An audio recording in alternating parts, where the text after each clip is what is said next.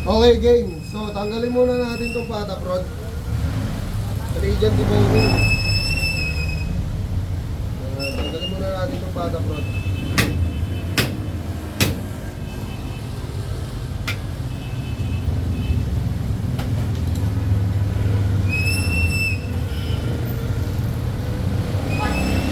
Tanggalin muna natin itong pata high.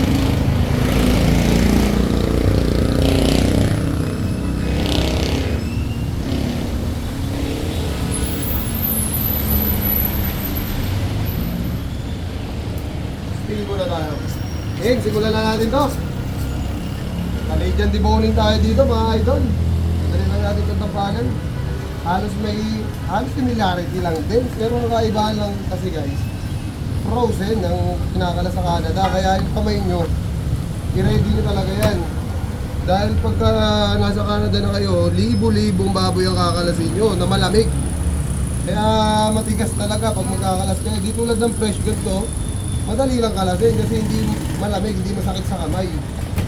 Diba? Pag frozen pa yung gamit nyo, kailangan yung knife nyo sobrang talas. Diba? Sa lahat ng mga nag-a-apply papuntang Canada guys, yeah, malaking bagay sa inyo yung idea na binibigay sa atin ng mga kapwa natin butcher sa Canada. Kaya pahalagahan nyo yan guys, aralin nyo mabuti. Diba? Pero kung magte-try test kayo dito, mas maganda kung 0-0. Mas effective sa employer yun. Diba?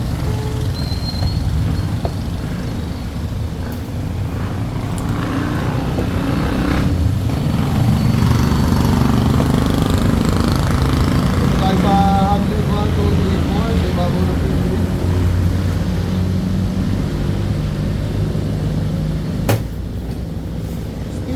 Ito sila mag-steel, oh.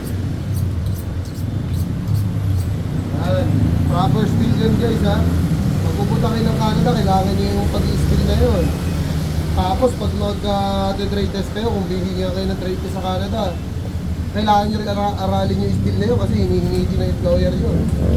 Yung team leader ko dati, si Case Dender Valdez, nasa Lipawa, Canada yung ngayon. Ayun lang yung hiningi sa kanya ng employer, yung steel lang.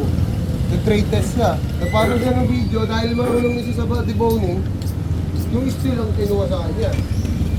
So ito, nakaharap sa atin yung buntot, ha, nakaharap. Ito yung joint, sa ilalim yan. Tanggalin nyo lang yan, tapos sundan nyo na ito. Sabay buto rito. Sundan nyo lang, digit nyo lang yung knife nyo sa buto, and then pasok nyo lang yung knife nyo sa joint, tapos hanggang dito sa dulo, adjust ng 1 inch, and then ikot. Tapos tanggalin natin itong pigtail natin mga idol. Ganun lang. Diba?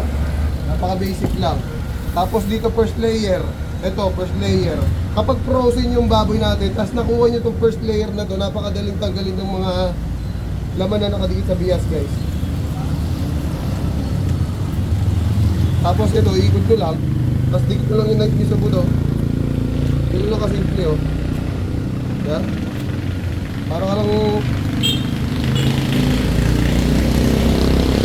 napakasimple lang, pitik-pitik lang. Pitik-pitik lang yung knife.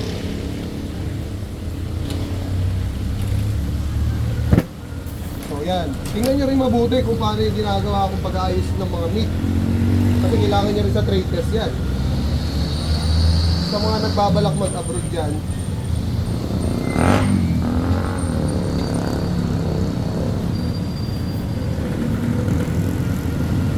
tagal na natin yung pork ribs natin. Para sa mga suki natin yan, oh, gaganito, oh. Dito tayo sa exciting part. So hindi natin gagawin yung exciting part guys. Ito yung ginagawa nila sa Canada. So bibigyan ko lang kayo ng magandang tip na idea ko lang, ha. Yung shoulder blade na kaganito. Napakita ko sa inyo. Yung shoulder blade na kaganito, di ba? Yan, tapos ito yung bias. So, tanggalin natin yan. Maliit kasi yung knife natin, no? Kaya kukunin natin dito yung tinuturo kong layer. Kaya papantayin nyo lang dito sa may bias. Sa may buto ng bias. Yan. Sa may dulo ng bias. Anong oras ka na? Yan. So, susundan nyo lang yung buto guys. Ano, 1/4? Ano yun? Yan po. 1 kilo?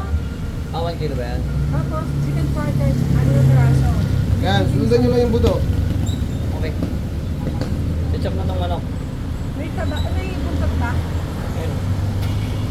Yan, sundan nyo lang yung buto ng shoulder blade guys. Kasi sa Canada talaga, walang deboning. Walang tanggal ng walang hatak-hatak. So pag nasundan nyo na yung buto, di tanggal nyo na yung buto sa iba, ay yung laman sa ibabaw. Sundan nyo rin yung buto rito ng pata front. Yan.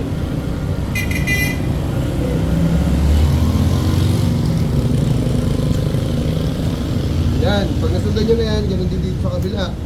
Susundan nyo lang yung mga buto na yan guys. Sundan nyo lang yan. Ganun din dito sa kabila, sundan nyo lang yan. Pag tanggal naman sa ilalim guys, tagilid nyo lang yan Sundan nyo yung laman dito sa gilid. Tatagilid nyo lang yan. Ayan dapat talaga kabisado nyo yung paypay. Ha? Ganyan Ganyan. Dapat kabisado nyo yung paypay. Tapos syempre di ba ang paypay natin may buto rito sa gitna. Pagkahiwa mo rito, iaangat mo yung knife mo. Pag nandito ka na sa may bito, kinakambuto ng paypay, aangat mo lang yung knife mo. Aangat mo lang yan, makikita mo na yung buto na nasa gitna niyan. Ayan nakita nyo na, di ba? Pag nakita nyo yung buto na yan, hiwain nyo lang yan, yung buto. Yan, susundan nyo lang yan.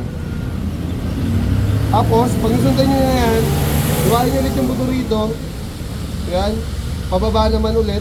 Tapos susundan nyo lang ulit yung buto ng shoulder blade, ng paypay. Yan, ganyan.